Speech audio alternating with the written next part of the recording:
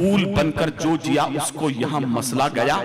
जितनी हौसला पैदा कर लेंगे, किसी दरिंदे की हिम्मत नहीं है कि तुम्हारी तरफ उंगली उठा के देख ले। फूल बनकर जो जिया उसको यहां मसला गया।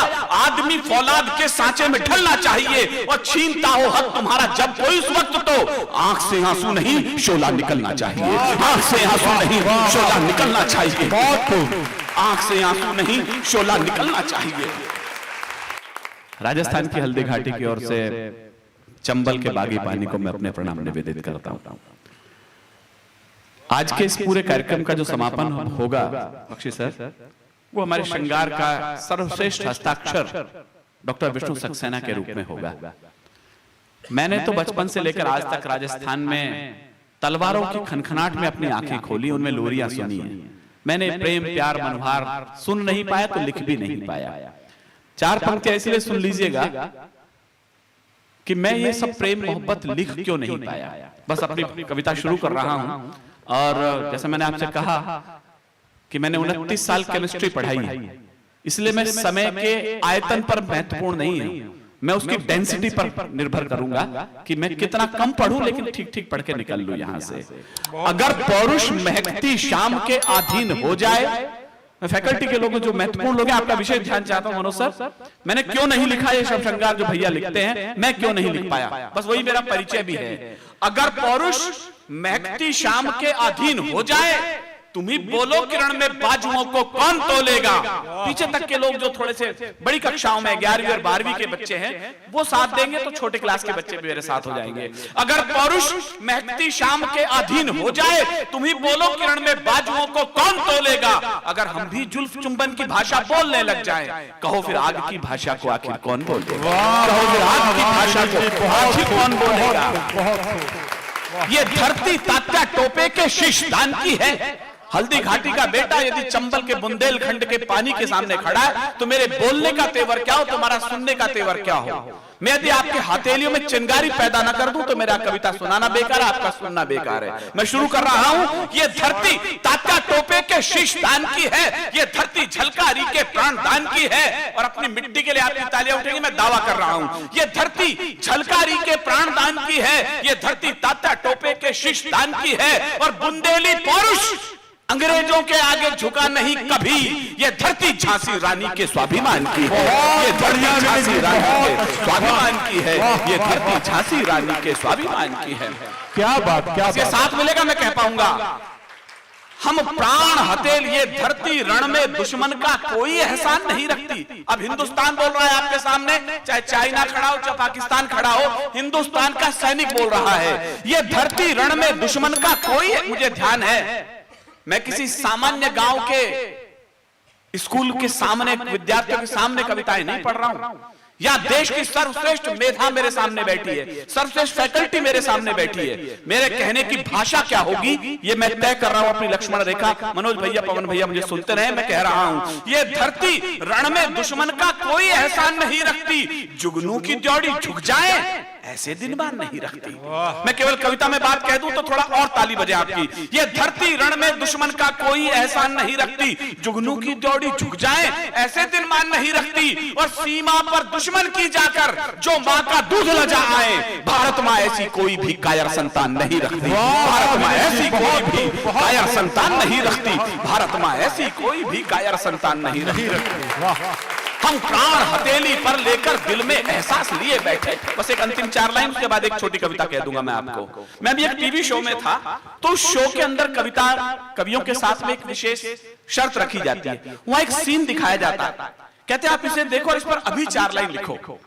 तो मैंने वहां एक सीन दिखाया, मुझे एक पायलट है अपने विमान के कॉकपिट में बैठता है और वो फ्लाइट टेक ओवर करता है, टेक ऑफ करता है। कहला इस पे कुछ लिखो, ये सीमाओं की तरफ जा रहा है, सैनिक युद्ध विमान है। मैंने 2 लाइन लिखी हैं, इसमें 1 लाइन कविता की है तेज भैया।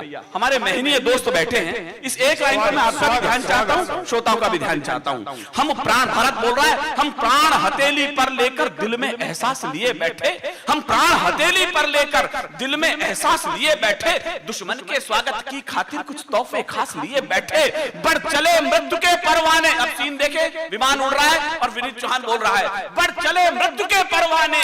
जीने की है परवाह किसे, जीवन जीने की खातिर हम मृत्यु की प्यास लिए बैठे, जीवन जीने की खातिर हम मृत्यु की प्यास लिए बैठे, जीवन जीने की खातिर हम मृत्यु की प्यास लिए बैठे। मुझे अच्छा लग रहा है कि आप कविता भी सुन रहे हैं।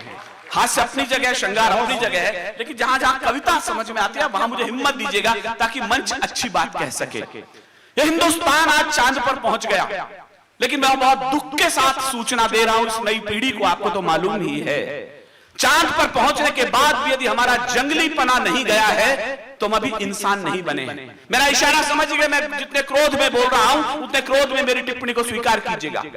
यदि हम चांद पर जाने के बाद भी इंसान बने होते तो मणिपुर में किसी बेटी के साथ दुर्गति न हुई होती, तो प्रतापगढ़ में किसी आदिवासी बच्ची के साथ ये दुर्घटना न हुई होती, मेरे जोधपुर में किसी महिला के साथ ये दुर्व्यवहार न हुआ होता। मुझे क्षमा करें, मुझे कहते हुए संकोच लगता है जब हम विदेशों में जाते हैं, कहते हैं आप भारत से आए हैं, आप तो उस देश से हैं जहां नारी को पूजा जाता है, पूज्यन्ते यत्र नारे रमन्ते तत्र देवता का श्लोक इस देश में ही झूठा हुआ। और दुख इसलिए मुझे होता है, न्याय व्यवस्था की सांकलें इतनी ढीली हो गई हैं। मेरी बात को मैं रिकॉर्डिंग के सामने कह रहा हूं, महत्वपूर्ण लोगों के सामने कह रहा हूं, न्याय व्यवस्था की सांकलें इतनी ढीली हो चुकी हैं कि अपराधी उसमें आसानी से बाहर निकल जाता है मुकदमों के फाइलों के बीच में से। जिस दिन ये होता रहेगा इस देश में घटनाएं होंगी। मैं जो बात कह रहा हूं मुझे मालूम है ये बात न्यायिक व्यवस्था के हिसाब से ठीक नहीं है, लेकिन विनीत चौहान बोल रहा है यदि 15-15 साल किसी दामनी को सड़कों पर न्याय के लिए भटकना पड़ेगा तो विनीत चौहान कह रहा है ये घटना जन्म लेगी जो मैं बोल रहा हूं।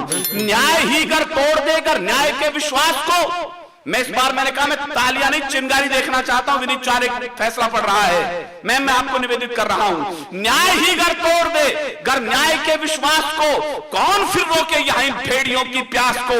एक ही चारा बचेगा, मेरे साथ हो जाइए, मुझे तालियों से गूंजना चाहिए, एक ही चारा बचेगा बेटियों के पास फिर गोलियों से भून में खुद यहाँ अय्याश को, गोलियों से भून खुद यहाँ अय्याश को, बहुत बढ़िया, बहुत बढ़िया, क्या बात, क्या बात, सच बात।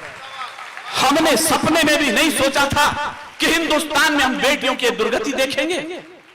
सर मेरी बेटी पढ़ती है दिल्ली यूनिवर्सिटी के अंदर, अनुकृति, जिस दिन ये घटना हुई उसने मुझे रोते हुए फोन किया, कहली पापा क्या आपका पुरुष इतना निकृष्ट होता है?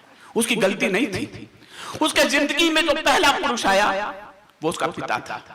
उसने सोचा जैसा पिता कोमल है ऐसा ही तो सारे पुरुष होते होंगे, लेकिन जब इस घटना से सुना वो रोने लग गई। मैंने कहा नहीं, तुम वीर रस के कवि की बेटी हो, तुम्हारी आंखों में आंसू अच्छे नहीं लगते। यहां मेरी जितनी भतीजियां बैठी है, बहनें बैठी हैं, मैं उनसे भी कहना चाहता हूं फूल बनकर जो जिया उसको यहां मसला गया।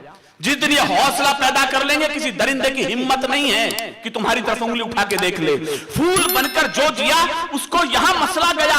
आदमी फौलाद के सांचे में ढलना चाहिए और छीनता हो हक तुम्हारा जब कोई उस वक्त तो आंख से आंसू नहीं शोला निकलना चाहिए, आंख से आंसू नहीं शोला निकलना चाहिए, आंख से आंसू नहीं शोला निकलना चाहिए। तो मैंने कविता कही, लो एक परी फिर चली गई वहशी पापी हत्यारों से। मैंने आंसुओं में डुबाकर ये कविता लिखी है। मैं पिछली बार आया हूं, मेरा दूसरा रंग देखा है, आज मेरा दूसरा रंग देखेगा। लो एक परी फिर चली गई वहशी पापी हत्यारों से, वो किरण सूर्य की चली गई खुद अपने चांद सितारों से। मैं सोच रहा हूं क्या इंसान इतना वहशी हो सकता है? कलियों की छाती में क्या गहरे कांटे बो सकता है? मैं शीश पटक कर पूछ रहा क्या यही भाग्य है माटी का? दुनिया में क्या संदेश गया इस जगत गुरु की माटी का? दुनिया में क्या संदेश गया इस जगत गुरु की माटी का? हम काम विजेता कहलाए पश्चिम में सिर ऊंचा करके। हम एक ही बात के लिए मनोज भैया जाने जाते थे कि दुनिया में हमने वासना को जीत लिया था। स्वामी विवेकानंद गए अमेरिका में भाषण देने के लिए, तो एक बहुत खूबसूरत स्त्री उनके पास आई, कहने लगी स्वामी जी मैं आपसे विवाह करना चाहती हूँ। क्या चरित्र था ये? हम कौन, इसी मिट्टी ने एक शब्द कहा, हम कौन थे, क्या हो गए और क्या होंगे अभी। इसी मिट्टी का संदेश है आपके वाले लड़के का। विवेकानंद जी से कहा मैं आपसे विवाह करना चाहती हूँ। विवेकानंद ने कहा मुझसे विवाह क्यों करना चाहती हूँ, मैं तो सन्यासी हूँ। कहने लगी मैं आप जैसा पुत्र चाहती हूँ कि मेरी कोख से जन्म ले। विवेकानंद ने हाथ जोड़कर कहा माँ आज से तुम मुझे ही अपना पुत्र समझना। क्या चरित्र था हिंदुस्तान का। मराठा सरदार छत्रपति शिवाजी के आंगन में उनका सेनापति गौहर बानो को पकड़ करके ले आया, जो मुगलों की सबसे खूबसूरत बेगम थी। कहने लगा महाराज आपके हरम के लिए कितना खूबसूरत तोहफा लाया हूं। छत्रपति शिवाजी ने तलवार निकाली और कहा सबसे पहले सेनापति को जेल में डालो। फिर गौहर बानो की तरफ देखा, मुझे आपकी ज्यादा तालियां चाहिए, मैं धीमे से इस कथानक को बोल रहा हूं शिक्षक दिवस के दिन। गौहर बानो की तरफ देखकर छत्रपति शिवाजी ने कहा गौहर बानो तुम बहुत खूबसूरत हो, पर क्या ही अच्छा होता मेरी माँ भी इतनी सुंदर होती तो मैं भी तो खूबसूरत हो सकता था। ये इस देश का चरित्र। हम काम विजेता कहलाए पश्चिम में सिर ऊंचा करके, मैं वेदना के साथ ये लाइन पढ़ रहा हूं। हम काम विजेता कहलाए पश्चिम में सिर ऊंचा करके, इस घटना पर शर्मिंदा हैं बैठे हैं सर नीचा करके। गर क्रूर वासना पसर गई भारत के सब गलियारों में, मेरी एक ही चिंता है, गर क्रूर वासना पसर गई भारत के सब गलियारों में, तो कीर्ति पताका सूरज की खो जाएगी अंधियारों में, तो कीर्ति पताका खो जाएगी सूरज की इन अंधियारों में। इसलिए निवेदन है मेरा इन दिल्ली के दरबारों से, अपने प्रांतों में बैठी हैं जो अलग अलग सरकारों से, अब शीघ्र न्याय दो आंसू से उपजी सारी ललकारों को। मैं उन बेटियों और बहनों के आंसू को अंगारा बनाते हुए कानून इस मुल्क में चाह रहा हूं। आप लोग सहमत हो तो ताली बजाइएगा, वरना खामोश रहिएगा। मैं अकेला भी इस कानून को गाने वाला बचा हिंदुस्तान में, तो मैं अकेला गाऊंगा। इसलिए निवेदन है मेरा इन दिल्ली के दरबारों से, अपने प्रांतों में बैठी हैं जो अलग अलग सरकारों से, अब शीघ्र न्याय दो आंसू से उपजी सारी ललकारों को, और लाल किले पर फांसी दे दो दुष्कर्मी हत्यारों को, लाल किले पर फांसी दे दो दुष्कर्मी हत्यारों को। क्या बात, शुक्रिया, बहुत बढ़िया जी। लाल किले पर फांसी दे दो दुष्कर्मी हत्यारों को। मुझे लगा समाधान हो गया कविता का। मैं विष्णु भैया के पास गया, विष्णु भैया ने कहा कविता अधूरी है, ये समाधान नहीं है। मैंने कहा फिर क्या समाधान है? विष्णु भैया ने जो निर्देश दिए, तेज भैया ने जो मुझे बताया, मैंने इस कविता की 3 लाइन और लिखी। मैं सोच रहा हूं फांसी से क्या ये कलंक धुल जाएगा। ये वेदना केवल स्त्री समझ सकती है, जब उसके साथ घटना होती है पुरुष समझ ही नहीं सकता ये वेदना कहां तक चली जाती है। वो एक बार दुष्कर्म से प्रभावित नहीं होती, वो जिंदगी भर प्रभावित रहती है। मैं सोच रहा हूं फांसी से क्या ये कलंक धुल जाएगा। जो घाव आत्मा तक पहुंचा वो फांसी से भर पाएगा। जो घाव आत्मा तक पहुंचा, मैं इसलिए आप सबको खुद को भी जिम्मेदार कर रहा हूं। सुकरात कहते हैं जब आप एक तर्जनी अजय जी दूसरे की तरफ करते हैं, 3 उंगलियां आपके गिरेबान की तरफ झांकती हैं। इन घटनाओं के लिए हम सब जिम्मेदार हैं। मैं उधर ध्यान दिला रहा हूं जहां शायद कोई कभी न पहुंचाता हो। मैं सोच रहा हूं फांसी से क्या ये कलंक धुल जाएगा। जो घाव आत्मा तक पहुंचा वो फांसी से भर पाएगा। जो घाव आत्मा तक पहुंचा, गर वो भाव आत्मा तक पहुंचा वो फांसी से भर पाएगा। गर रोज मूक दृष्टा बनकर, समझना इस बात को, अगर रोज मूक दृष्टा बनकर हर घटना को सहचाएंगे तो सच मानो उस बेटी को हम न्याय नहीं दे पाएंगे। तो सच मानो उस बेटी को हम न्याय नहीं दे पाएंगे। इसलिए प्रतिज्ञा सभी करो, ये मेरे साथ होनी चाहिए। इसलिए प्रतिज्ञा सभी करो, अन्याय नहीं होने देंगे। अपनी आंखों के आगे हम अन्याय नहीं होने, अपनी आंखों के आगे हम अन्याय नहीं होने देंगे। अपनी आंखों के आगे हम अन्याय नहीं। बहुत अच्छा विनय जी, बहुत अच्छा। थोड़ी सी छोटी लाइन में और कह देता हूं। बख्शी जी बैठे हैं, अन्य लोग बैठे हैं। बड़ा मुश्किल है ये दृश्य दिख जाए कि जहां सब कौम के लोग, इस मजहब के कौम इस भीड़ में बैठे होंगे, हर प्रांत के लोग यहां बैठे होंगे। दुर्भाग्य तो ये है सर, चाहे मैं बंगाल को देख लूं, चाहे हरियाणा सुलगता देख लूं, इस चमन में आजकल कैसी हवा चलने लगी है। संदली सी गंध, संदल माने चंदन, इस चमन में आजकल कैसी हवा चलने लगी है। संदली सी गंध क्यों दुर्गंध में ढलने लगी है। बिस्मिल भगत अशफाक की साझी विरासत पूछती है। देश की तस्वीर क्यों बारूद से जलने लगी है। देश की तस्वीर क्यों बारूद से जलने लगी है। देश की तस्वीर क्यों बारूद से जलने लगी है। मैं जो देख रहा हूं, जो कुछ हरियाणा में पिछले दिनों हुआ है, मैं बहुत आशंकित हूं कि बंगाल में जो हुआ है, जो यहां हुआ है, वो एक नई घटना को जन्म न दे दे। कुछ गद्दारों ने हरियाणा फिर लोहू से नहलाया। बिल्कुल ताजा लाइन है, बहुत अच्छा लाइन है। आपको लगे मेरा इशारा ठीक है तो बस 2 मिनट में मैं विदा हो रहा हूं, विष्णु भैया को बुला रहा हूं कि कुछ गद्दारों ने हरियाणा फिर लोहू से नहलाया। कुछ एहसान फरामोशों ने अपना चेहरा दिखलाया।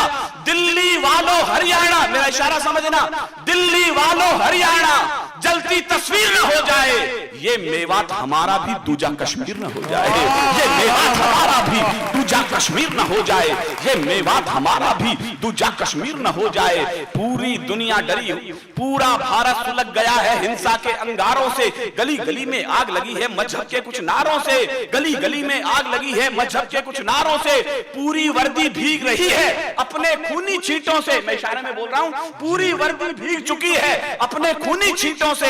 शांति दूत उत्तर देते हैं केवल पत्थर ईंटों से। शांति दूत, मैंने अपनी बात कह दी है, शांति दूत उत्तर देते हैं केवल पत्थर ईंटों से। आंखों में अंगार भरे हैं, मुख में जिहादी नारे, अपने घर को फूंक रहे हैं अपने घर के अंगारे। देश बड़ा है या फिर मजहब? मैं सबसे पूछना चाहता हूं, देश बड़ा है या फिर मजहब? इसका क्या उत्तर दोगे? आने वाली नस्लों को तुम फूल नहीं पत्थर दोगे, आने वाली नस्लों को तुम फूल नहीं पत्थर दोगे। अपनी रक्तम आंखों से मैं जलता भारत देख रहा हूं, आस्तीन में काले विषधर निज दिन पलते देख रहा हूं। गिनती पूरी कौन करेगा इन पागल शिशुपालों की? कौन शीश बढ़कर काटेगा शकनी वाली चालों की? कौन शीश बढ़कर काटेगा शकनी वाली चालों की? मिलजुल कर कुछ युक्ति निकालो, अच्छी लगे तो ताली बजाएं, न लगे तो ज्यादा बजाएं, क्योंकि मुल्क की डिमांड है। मिलजुल कर कुछ युक्ति निकालो, जलता देश बचा लो तुम, अमर तिरंगे के पावनतम, तीनों रंग बचा लो तुम, तीनों रंग बचा लो तुम, क्या बात, क्या बात, अमर तिरंगे के पावनतम। बहुत अच्छा। मैंने शुरुआत सिख पगड़ी से करी थी सर, और समापन भी मैं वहीं से कर रहा हूं। ये कौम शीश देकर जन्मी, ये कौम शीश की दानी है। मुझे विदा कीजिएगा। मैंने कहा हिंदुस्तान में 123 ऑथेंटिक फांसी हुई हैं। आपकी तालियां इन पगड़ियों को गुरुद्वारा मान करके तालियों में तब्दील करेगा। अपनी तालियों से श्रद्धा से सर झुकाइएगा। 123 बेटे ऑथेंटिक फांसी हुई हैं। आपकी तालियां शायद बड़े करे इस बलिदान को। 93 बेटे सिख मां की कोख ने दिए थे। ये छोटी नहीं है जो है बैठी। आप चुटकुले कितने ही कहिएगा, इतिहास में उदाहरण नहीं है किसी मां के 4 बेटे इस तरह बलिदान हुए जैसे गुरु गोविंद सिंह के 4 बेटे। 2 बेटे सरहिंद की दीवार में जिंदा चन दिए गए, 2 बेटे चमकौर के दुर्ग में बलिदान हुए। जब छोटे की गर्दन तक ईंट आ गई तो बड़े भाई की आंखों से आंसू आने शुरू हो गए। छोटे का बड़े भैया मौत से डर गए। कहला नहीं, गुरु गोविंद सिंह का संतान मौत से क्या डरेगी? कहला फिर रो क्यों रहे हो? सिंह साहब मेरे रोंगटे खड़े इस जवाब को देते हुए। बड़े भाई ने छोटे से कहा, छोटे रोता केवल इसलिए हूं, इस दुनिया में आया तो पहले मैं था और जा तू रहा है। क्या कलेजा रहा होगा? उसे सिंगार के कहा। फतेह सिंह शोर से बोला, मैं अपनी खामोशी पर अपनी बात कह रहा हूं। फतेह सिंह शोर से बोला, जोरावर जोर से बोला, रखो ईंटें, भरो गारे, चुनो दीवार, हत्यारे। निकलती सांस बोलेगी, यही दीवार बोलेगी, हमारे देश की जय हो, हमारे धर्म की जय हो। जिंदाबाद, जिंदाबाद, जिंदाबाद। उधर चमकौर के अंदर बाबा अजीत सिंह युद्ध के लिए गए। सिखों में परंपरा सर जानते होंगे कि कलगी उनके पगड़ी के अंदर मां टांगती है। मां उस दिन थी नहीं। गुरु गोविंद सिंह जी ने मां और पिता के दोनों दायित्व पूरे किए। कलगी भी टांकी कलेजे से भी लगाया और विदा किया। अजीत सिंह तुम्हारी बारी है, 40 शेर बचे मेरे पास, बस। अजीत सिंह गया, बलिदान हुआ, लेकिन तब हुआ जब 40 मुगलों के सिर काट दिए। उसके बाद शेर का बच्चा घोड़े से नीचे गिरा। अंतिम बेटा बचा उनके पास। छोटे बेटे को भी तिलक निकाला। गुरु गोविंद सिंह कहा तुम जाओ। भाला आर पार हो गया था अजीत सिंह के। किले पर से उसने देख लिया था कि भाई की दुर्गति क्या हुई है, बलिदान कैसे हुआ है। 3 मिनट के बाद छोटा बेटा वापस आया तो कहने लगा, पिताश्री प्यास लगी है, पानी पिला दो। गुरु गोविंद सिंह ने जो जवाब दिया वो अद्भुत था। वो कोई शौर्य का पिता ही दे सकता था। कहने लगा, प्यास लगी है, रण क्षेत्र में खड़े हो, शत्रु के लहू से प्यास क्यों नहीं बुझा लेते? उसके बाद वो भी शहीद हो गया तो गुरु मां तक सूचना पहुंची। गुरु मां ने पल्लू फैला दिया गुरु गोविंद सिंह के सामने, मेरे 4 बेटे लौटाओ। गुरु गोविंद सिंह का 4 तो शहीद हो गए, मैं लौटाऊं तो लौटाऊं कहां से लाऊं? कहला फिर मुझे मरने की अनुमति दो, मेरी कोख खाली हो गई है। गुरु गोविंद सिंह ने कहा, सिखों में आत्महत्या का कोई रिवाज नहीं है। मैं आपको एक शुभ सूचना दे रहा हूं, अमृतसर के एयरपोर्ट का नाम बदलकर भगत सिंह, शहीद भगत सिंह एयरपोर्ट किया जा चुका है। यह अच्छी सूचना है इस देश के लिए कि एयरपोर्टों का नाम उनके नाम किया जा रहा है। मैं एक लाइन कह रहा हूं, जिस दिन तक ये बात पूरी ना होगी विनीत चांद इस कविता को गाएगा। उसने कहा कि मेरे 4 बेटे बलिदान हो गए, मां को उत्तर दिया गुरु गोविंद सिंह ने। मैं फिर कह रहा हूं, तालियां मत बजाना विनीत चांद की कविताओं पर, उन बच्चों के लिए बजाना जिनके बलिदान के लिए गुरु गोविंद सिंह ने कहा, देश धर्म के वास्ते वार दिए सुचार। मैं पसीने में हूं तो आपकी रगों में धमनियों में खून बहना चाहिए इस समय तेजी से, कि देश धर्म के वास्ते वार दिए सुचार। अरे 4 मरे तो क्या हुआ, ये जीवित कई हजार। 4 मरे तो क्या हुआ, ये जीवित कई हजार। 4 मरे तो क्या हुआ, ये जीवित कई हजार।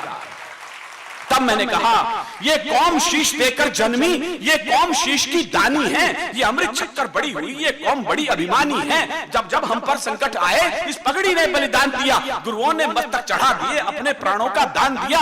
कुछ को आरे से चिरवाया, कुछ थे रुई से जलवाए, कुछ सूली ऊपर टाक दिए, कुछ दीवारों में चिनवाए। वो गर्म तवे पर चढ़े मगर, अब मुझे विदा कीजिएगा, एक एक श्रोता की हाथ खड़े करके ताली से मैं विदा होना चाहता हूं। वो गर्म तवे पर चढ़े मगर निज सत्य पंथ से डिगे नहीं, पुरजा पुरजा कट गए मगर मुगलों के आगे पुरजा पुरजा कट गए।